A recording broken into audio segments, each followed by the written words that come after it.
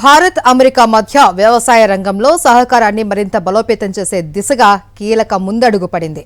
అమెరికాలోని వాషింగ్టన్ డీసీలో జరిగిన కీలక సమావేశానికి ఇఫ్కో చైర్మన్ దిలీస్ సంఘాని బృందం హాజరైంది.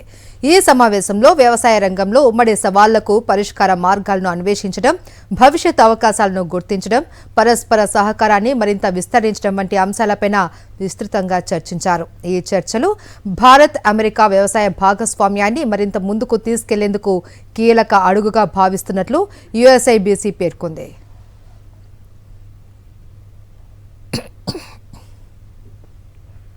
భారత్ అమెరికా మధ్య వ్యవసాయ రంగంలో సహకారాన్ని మరింత బలోపేతం చేసే దిశగా కీలక ముందడుగు పడింది. అమెరికాలోని వాషింగ్టన్ డీసీలో జరిగిన కీలక సమావేశానికి ఇఫ్కో చైర్మన్ దిలీస్ సంఘాని బృందం హాజరైంది.